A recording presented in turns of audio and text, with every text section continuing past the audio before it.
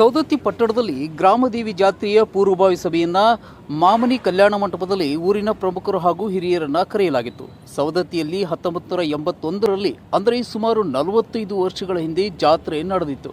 ಈಗ ಗ್ರಾಮದ ಹಿರಿಯರು ಕೂಡಿಕೊಂಡು ಗ್ರಾಮದೇವಿಯ ಜಾತ್ರೆಯನ್ನ ಮಾಡುವುದಾಗಿ ನಿರ್ಣಯಿಸಿದ್ದಾರೆ.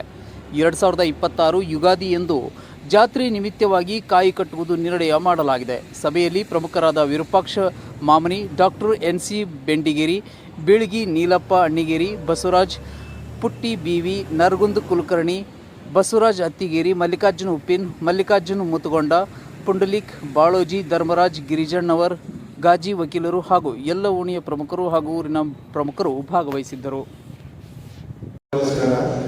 ಈಗ ನಾವು 81 ಜಾತ್ರೆ ಮಾಡಿದ ಪ್ರಕಾರ ಅದರ ಪ್ರಕಾರ ಮಾಡಬೇಕಂತ ನಾವು ಈಗ ಪ್ರಕಾರ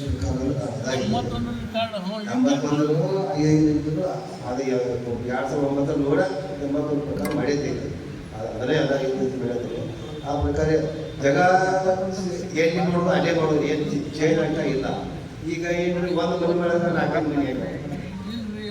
ಈಗ 8 ಮಂದಿ ರೈತರು, ಆದಿ ಕಡೆ 8 ಮಂದಿ ರೈತರು ಎಲ್ಲ ಅವರವರು ಈ ಸಣ್ಣ ಪುಟ್ಟ ಏನಾರ ಕಾರ್ಯಕ್ರಮ ಏನಾರ ಒಂದು ಜಗಳ ಮಾಡೋದಂದ್ರೆ ಅದನ್ನು ಅವರ ಬಗೆಹರಿಸಬೇಕಾಗಿಲ್ಲ. ಇಲ್ಲಿ ತನಕ ಬರೋಲ್ಲ, ಯಾವುದೇ ಥರದ ಏನು ಆಗೋಂಗಿಲ್ಲ. ಯಾಕಂದ್ರೆ ಯಾವುದೂ ಈಗೇನು ಅಡ್ಜಸ್ಟ್ಮೆಂಟ್ ಏನೈತಿ ಅದ ಹೊರತ ಈಗ ಅದನ್ನು ಸಂಘಟನೆ ಮಾತಾಡಿರ್ತಾರೆ. ಅದರ ಪ್ರಕಾರ ಮಾಡೋದು ಏನು ಚೇಂಜ್ ಮಾಡೋದು ಮೈಕ್ ಕೊಡ್ಸೋರು ಈ ಕಡೆ ಮೈಕ್.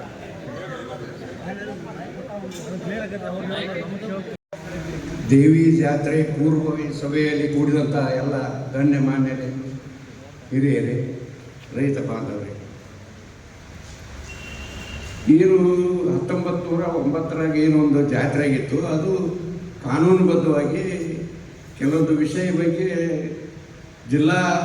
ಬೆಳಗಾವಿ ಜಿಲ್ಲಾ ನ್ಯಾಯಾಲಯಕ್ಕೆ ಹೋಗಿ ಆದೇಶ ಆಗಿತ್ತದು. ನಾವು ಶೇಖರಣರು ಜಾತ್ರೆ ಮಾಡುವಾಗ ಕೆಲವೊಂದು ಜನರಿಂದ ಬೇಡಿಕೆಗಳು ಅಥವಾ ಕೆಲವೊಂದು ಅಲ್ಲಿ ಬೇಡ ಇಲ್ಲಿ ಬೇಡ ಹಾಗೆ ಅಂತ ನಡೆದಿದ್ದು, ಅದನ್ನೆಲ್ಲ ಸರಿಪಡಿಸಿಕೊಂಡು ನಾವು